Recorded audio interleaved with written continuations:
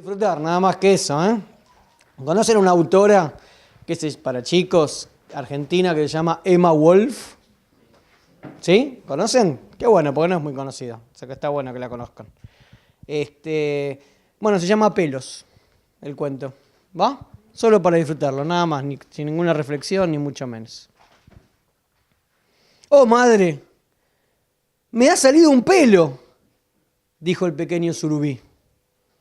En efecto, una mañana de junio de 1900 y pico, un jovencísimo surubí que nadaba como todos los días en el Río de la Plata, se descubrió un pelo en la cabeza. La madre se sorprendió bastante porque ya se sabe, los peces no tienen pelos.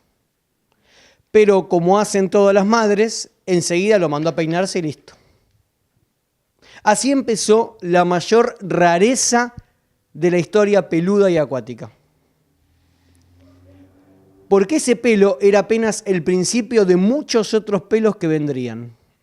Y no solo para el surubí, sino para todos los demás peces del río. La causa era bien simple. Un marinero en un remolcador había volcado en el agua, por accidente, un frasco de tónico capilar. El pobre ni se imaginó las novedades que esto iba a producir en el fondo del río. A los sábalos le salió una melena enrulada, a los dorados una cabellera larga y lacia. Los patíes y pejerreyes empezaron a peinarse con flequillo. Al principio se sentían raros con la nueva facha, pero después todo el mundo estaba encantado con sus pelos. Las hijas más chicas de una familia de dientudos salían de paseo en trenzas. Las palometas y las viejas se hicieron la permanente, divinas. Nadie hablaba de otra cosa. «Qué bien que te queda el brushing, Ernestina», le decía una boga a su amiga. «Ay, no, hoy tengo el pelo horrible con tanta humedad».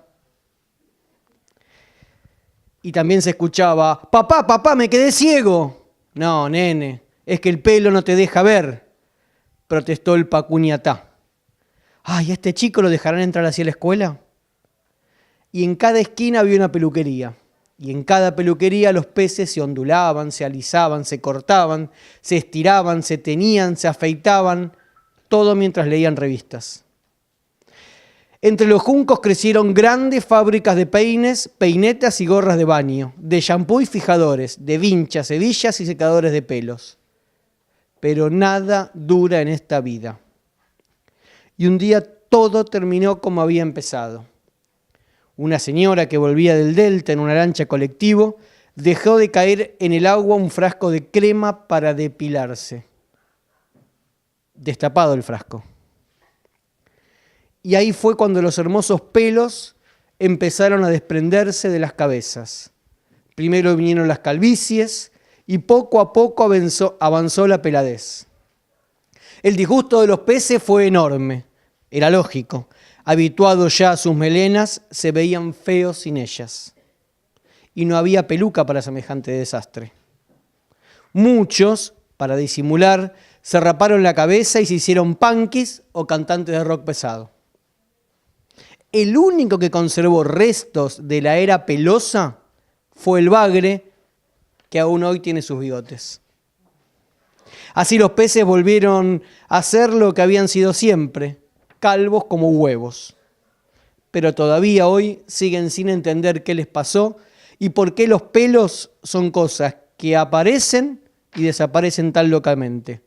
Por eso, para evitarles problemas a los peces, es mejor no tirar cosas al río. Nosotros elegimos trabajar con determinados pibes, ¿sí?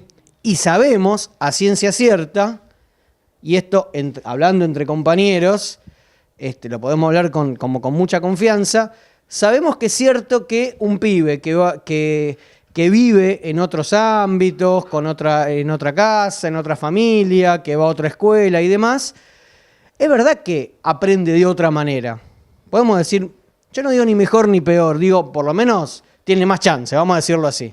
Y que nuestros pibes que provienen de nuestros barrios o de casas donde la cultura letrada no está tan presente, empiezan a correr la carrera unos cuantos escalones más abajo, ¿no? Y nosotros elegimos trabajar con esos pibes.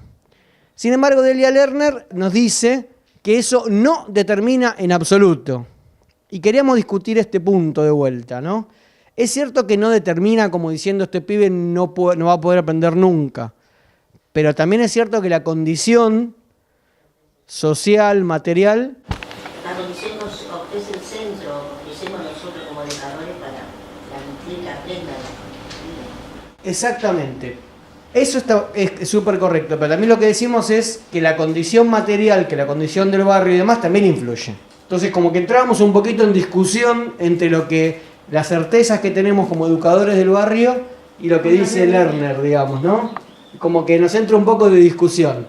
Acordamos con Lerner de decir, y lo decía en el video la compañera, es novedoso decir no condiciona, punto. Desde nuestra experiencia que decimos, no condiciona, pero tenemos que remar en dulce de leche. ¿Se entiende por dónde va un poquito la discusión que nos planteamos? Como que al volver a ver el video... Sí, condiciona. Poco, mucho no, condiciona. Condiciona. Si no tenés acceso a un libro, no tenés acceso a... En tu casa no hay nada. Está re difícil que el pibe tenga de dónde aprender o de dónde agarrarse. Sí que condiciona. Estamos en discusión entre el barrio y la academia, digamos. Digamos, la familia que es consciente que a pesar de las condiciones materiales que tiene, qué cosas yo tengo a mano para poder que el pibe aprenda algo.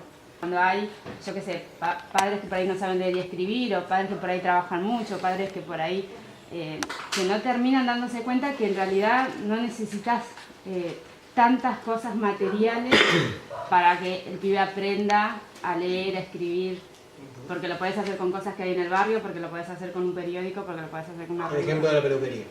Es el hecho, me parece, de que en el colegio están oficializados y tienen que aprender de esta forma. Y en la casa los padres se rigen por esas... yo era una de las que me regía por esas normas de que no, tenés que aprender de esta manera. Y a los chicos no les entra.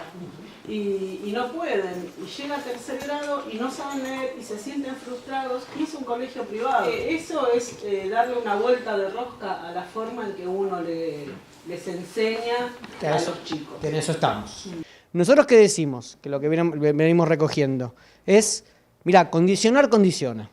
Porque esto no lo inventamos nosotros, sino que lo dijo Marx, Carlos Marx, hace muchísimos años, cuando dijo las condiciones materiales condicionan la existencia. Chao. Las condiciones materiales condicionan la existencia de la gente. Lo que no hacen es para nosotros determinarla. Lo que Lerner dice es que no por eso está marcado que no vaya a aprender a leer y escribir. Punto. En muchos ambientes distintos la idea de educabilidad. De que los pibes pueden ser educados o no según su potencial, digamos. Y es terrible pensar así, que hay pibes que tienen más potencial de aprender que otros. Claro. Nuestros pibes estarían dentro de esa gama o de ese no. rango de los pibes que no podrían llegar a aprender ciertas cosas, porque arrancaron de más abajo. Me parece que nuestra lucha tiene que ver con eso, con reconocer que nuestros pibes tienen el mismo potencial que cualquier otro y, por supuesto, arrancan de muy abajo, pero es nuestra función hacer alcanzar su máximo potencial. No vamos a dejar de apostar por eso. No vamos a dejar de apostar. Dicho en criollo, ¿no? Y además vamos a respetar, siguiendo ya más para el lado, de vuelta para el lado de la alfabetización, vamos a respetar sus momentos y vamos a partir de donde esté. Escriba como escriba, para nosotros sabe un montón. Por supuesto que vamos a tratar de que sepa más.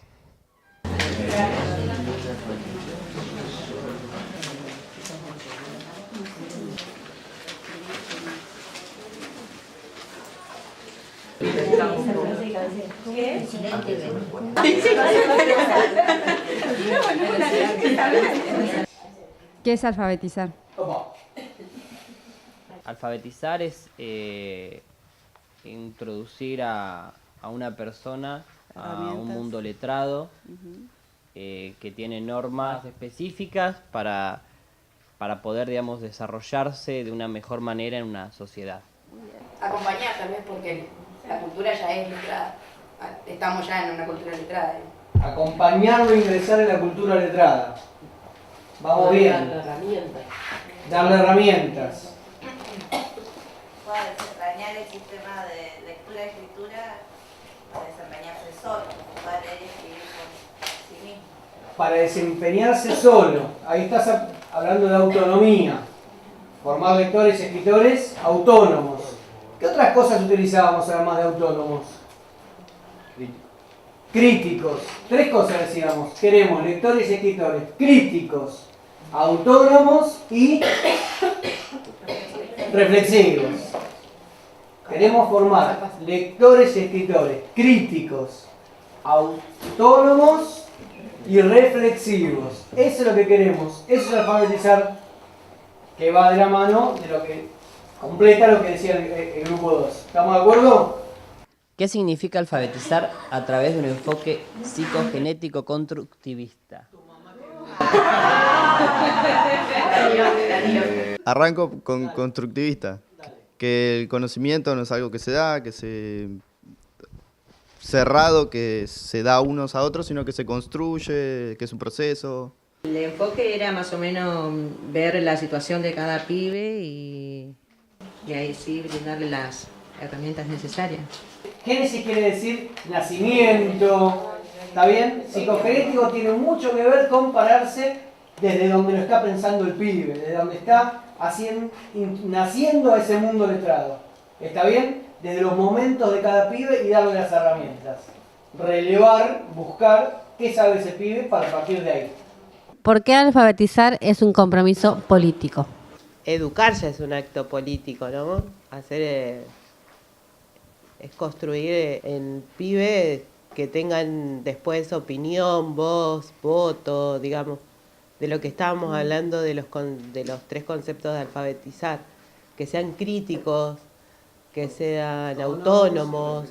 Entonces es un acto político, acompañar para que los pibes después tengan voz, sean autónomos, sean críticos.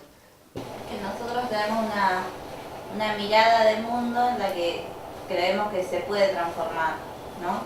Entonces la educación forma parte de eso, ese camino que busca transformar las desigualdades.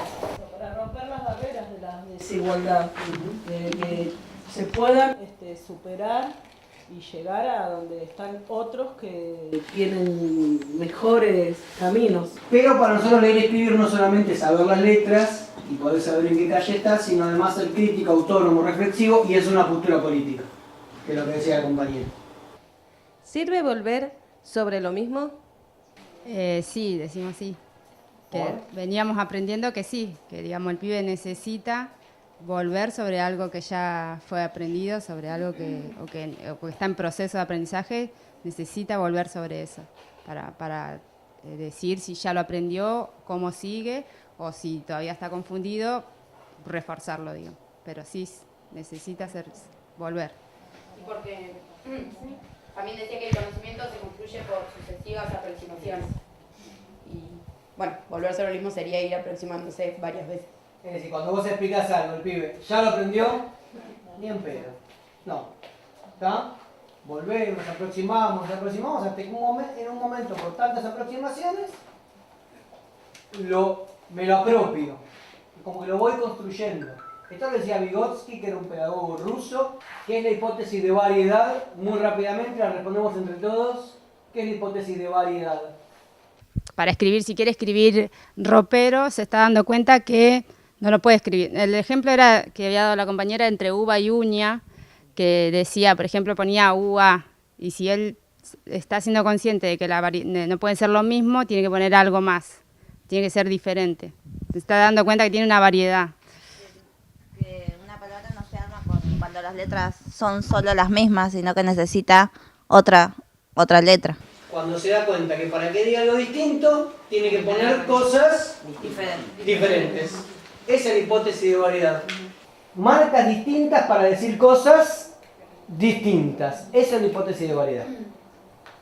¿Qué diferencia hay entre el silábico y el presilábico? ¿Qué diferencia hay? Pero para que pueda poner una por sílaba, ¿qué tuvo que darse cuenta él? lo escrito con lo sonoro. Acá, exactamente. La diferencia es que acá empezó a establecer relación por cómo suena. El español es un idioma en donde la sílaba es algo natural. Todo el mundo puede hasta separar por sílabas, ¿sí? Acá empezó a hacer relación con el sonido y empieza a poner una por letra. O sea, la gran diferencia es que hace relación con el sonido. Acá no la hace, acá sí la hace. ¿Cómo me doy cuenta en qué nivel está? ¿En qué nivel está? Buenísimo. ¿Cómo me doy cuenta en qué nivel está cada pibe? La única manera de saber cómo está un pibe es que escriba. Punto. ¿Para qué sirve el dedo en una intervención? ¿Para qué sirve el dedo? ¡Wow! ¡Excelente! Entre lo que leo y lo que digo, ¿no? Para ver exactamente cómo está pensando, qué relación hay entre lo que voy leyendo y lo que digo. Excelente. El dedo indicado. Excelente, el famoso dedo lector. ¿Está bien? Acá pusimos con qué intervención podemos ayudar a un pibe o piba que está en una etapa silábica. ¿Con qué intervención? Mira, se metieron ahí, intervenciones para una etapa silábica. Darle las letras justas. En este caso las letras justas. ¿Está bien? No sirve que le demos 10 letras por más gato. No, a él le va a servir que le demos las de gato. ¿Cuándo intervengo? ¿Cuándo intervengo? Intervengo desde una primera producción, sobre esa producción. Intervenir en el aire no sirve. A eso apuntaba la pregunta, ¿no? Sí. Excelente. Antes teníamos como 8 niveles de conceptualización, ¿se acuerdan? Entonces, en nivel 1, 2 momentos. Escrituras indiferenciadas y diferenciadas. ¿Estamos hasta ahí? Antes lo teníamos como separado, pero es lo mismo. El nivel 2 te agrupa las silábicas y las silábicas alfabéticas. Las silábicas, una por sílaba. Fíjense claramente, tigre. Y silábico-alfabética cuando en alguna de las escrituras, no en todas, en algunas, empieza a agregarle, a desplegar alguna más. En este caso, el ejemplo le agrega las que van. Puede agregarle las que no van y es una evolución también. Acá sí hay algo medianamente nuevo, que nosotros ya lo habíamos hablado. Nosotros del silábico alfabético pasábamos al alfabético. Acá agregó un momento nuevo que lo llama escritura cuasi alfabética. ¿Qué es la escritura cuasi alfabética? El pibe venía pensando que iba una por sílaba. Después dijo, bueno, dale, no, tengo que agregarle algo más. Digo, estoy pensando, metiendo en la cabeza del pibe. Cuando él descubrió que iba una por sílaba y después dijo que a cada sílaba le podía meter una más, ahora vos venís y le venís a decir que no todas las sílabas son de 2, gato, ¿no? Sino que algunas sílabas pueden llevar 3, como por ejemplo tigre. Y además venís a decirme que no son todas vocal consonante, sino que puede haber consonante, tigre. Entonces el pibe se le hizo un quilombo de vuelta terrible. Y lo que hace el pibe es tratar de volver a ordenar eso en su cabeza y entra a buscarle la forma. Ahora, como son 3 y algunas son media raras, por ahí te las cambia y ahí las maestras de golpe dicen, es disléxico. Por eso es que Emilia Ferreiro esto lo pone como un nivel específico, para decirle, mira, no es disléxico, no porque no exista la dislexia existe, pero tiene que ver con otras cosas. Acá lo único que está haciendo es tratando de encontrarle la vuelta al asunto porque lo venía pensando de una manera y vos le viniste a romper la cabeza, y que encima, si volvemos a la otra manera de alfabetizar, y que encima la seño dice que lo tengo que escuchar. Y entonces dice, escuchá. ¿Y cuál es la grrr? El famoso problema de los pibes que te vienen escribiendo todo bastante bien, pero en la sílaba que llamamos sílaba compleja, consonante vocal o consonante consonante, en la sílaba compleja no hay manera de avanzar. Y después las escrituras alfabéticas.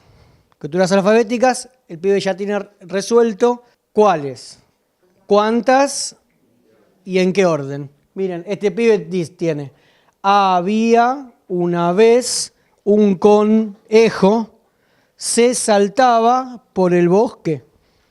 Nivel 1 ya estaba, nivel 2 ya estaba, nivel 3 ya estamos hasta acá. Ahora, este pibe, ¿qué cosas no tiene resueltas todavía? Ortografía y no separa las palabras. Entonces lo que te dice es paso a paso. Si ya te puso cuáles, cuántas, en qué orden, que ahora apuntemos a que te separe alguna palabra. ¿Estamos de acuerdo? Y lo pone como un nivel 4. Después, ¿qué te dice? Ya separa las palabras que te meta un punto en algún lado. Y lo llamamos nivel 5.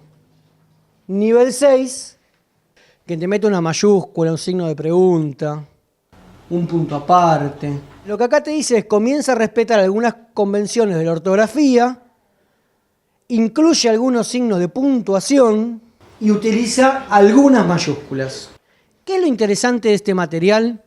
Es interesante a la hora de intervenir. ¿Por qué es interesante a la hora de intervenir? Porque no solamente intervenir cuando está presilábico, silábico y todo eso que más antes venía, sino seguís interviniendo a medida de que va avanzando el pibe. Más claro, no lo podría haber dicho yo. Excelente. Y lo segundo es que al vos saber dónde está cada pibe, vos al pibe, con tus intervenciones, tenés claro en qué intervenir. A ver, si vos descubriste que el pibe está escribiendo así, tus intervenciones son para llevarlo acá. Me dice en qué poner fuerza para intervenir. Entonces, si el pibe está acá, no pongo fuerza en la ortografía, ni en separar las palabras. Pongo fuerza en que despliegue la sílaba un poquito más. Nada más. Si el pibe está acá, pongo fuerza en llevarlo acá, no en llevarlo acá. Igualmente para los niveles que se agregaron, digamos, después del alfabético, ya serían otras intervenciones. Parecen un poco más cuáles, por cuestión de ortografía, nada más que falta alguna o eso. Pero después... Vas interviniendo en separar la palabra. Y sobre todo te van a empezar nuevos problemas que no habías pensado hasta este momento, que es fácil separar las palabras que son sustantivos plenos, propios. Por ejemplo, los nombres de personas o de cosas, mesa, taza o demás. Separar los artículos, ¿no? Cuando te dice caminaba por el bosque, caminaba y bosque te la van a separar. El por él es todo un laburo, ¿eh? Digo, te van a aparecer nuevos desafíos, esto quiero decir, distintos.